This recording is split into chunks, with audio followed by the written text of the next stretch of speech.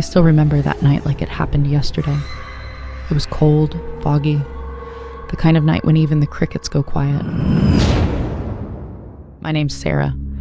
I grew up in a small town called Claiborne, one of those places you could drive past without realizing it even existed. Everyone knew everyone. We had one grocery store, one church, and one thing everyone stayed away from, the old village well. When I was little, my grandmother used to tell me stories about that well. She said it was bottomless, that you could throw a stone down there and never hear it hit the bottom. She used to scare me, saying a witch lived down there, stealing voices. But as I got older, I stopped believing those stories, until the night my nephew, Ethan, disappeared. It started 2 days before Christmas. My sister, Claire, had come to visit with Ethan.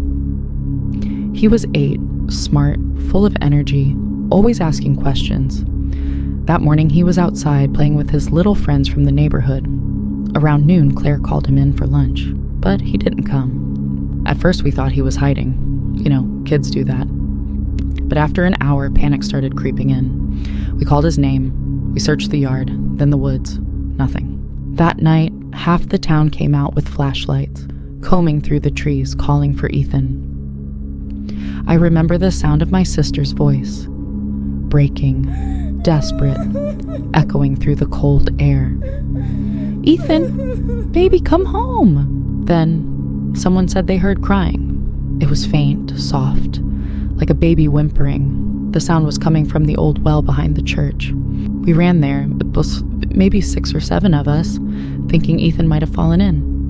But when we shone our lights inside, there was nothing but darkness. Then the crying stopped, and something else started. We heard a voice, Ethan's voice, like calling from deep down below. "Mommy, Mommy, help me." Claire screamed his name and grabbed the rope tied to the side. The sheriff had to pull her back because she was trying to climb down. He kept saying, "There's no one down there, Claire. It's not possible." But I swear, I saw something move, just a shadow. But it was human-shaped. The next morning, more kids were missing. 2 brothers from down the road. Then a little girl who lived near the woods. That's when the panic started. People locked their doors. No one let their kids outside. And the sound of crying kept coming every night from that damned well. By the 3rd night, we couldn't take it anymore. A group of us, me, Claire, Sheriff Dalton, and a few others, went back to the well. We brought ropes, lanterns, even a pulley to go down. The sheriff tried dropping a rock again. We listened. 1 second, 2, 3, nothing. Then came the voice again. "Mommy, it's cold." But this time, it wasn't Ethan's voice. It was different. It was lower, older, like a grown man trying to sound like a child. The sheriff said, "That's not a boy." We decided to lower a lantern. As it went down, the light flickered, and we saw something wet, shiny and moving. At first, I thought it was water, but then the light caught a face. It looked like Ethan. But his eyes were white, his skin gray and sagging, like it had been underwater for days. He was smiling, not the way a child smiles, but wide, broken, wrong. Claire screamed. The sheriff yanked the lantern up so fast it hit the stone edge and shattered. And that's when we heard the voices, hundreds of them, all at once. Men, women, children, crying, laughing, whispering, Margaret Kent, from inside the well. That night, the sheriff told us to stay inside. He said he'd call the state police, but they never came. The phones went out, and by morning, the well was covered. Someone had placed a heavy iron lid over it, chained shut. We thought it was over. We were wrong. The next evening, the crying started again. But it wasn't coming from the well anymore. It was coming from inside people's houses. A woman named Mrs. Hensley said she heard her daughter crying in her basement, the daughter who'd gone missing. When she went down to check, she never came back up. By the time the sheriff broke down her door, she was gone. Only her shoes were left, and muddy footprints leading to the backyard. The footprints stopped right at the well. Even though it was locked, something was still getting out. I barely slept that night. Claire stayed in the guest room, clutching Ethan's blanket.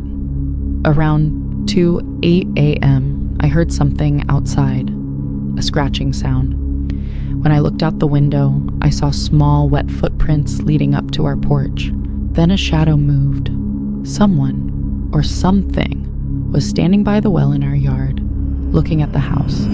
It was Ethan. Or at least, it looked like him. But his head tilted too far to the side, his movements jerky, puppet-like. His skin looked soaked like he'd been drowned. He smiled and said, "Auntie, it's okay now. We can play again." Then he lifted his hand and pointed toward the well. That's when I saw what was behind him.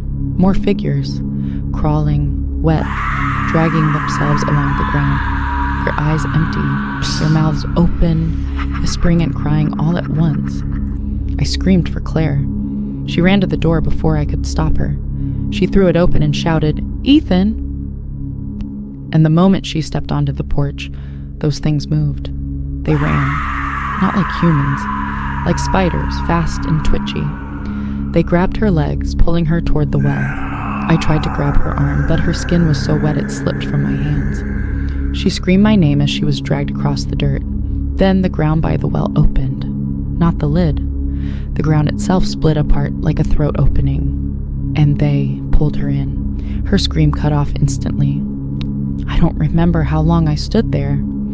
I must have passed out because when I opened my eyes, it was morning. The well was gone. The ground was smooth again, like nothing had ever happened. But Claire and Ethan were gone. The sheriff found me sitting in the yard shaking. He said I was lucky to be alive. But I don't feel lucky, because sometimes, late at night, I still hear Ethan's voice outside my window, soft and playful. He says, "Auntie, I'm back." And if I listen too long, I start to hear others, crying, laughing, echoing from somewhere deep below the ground.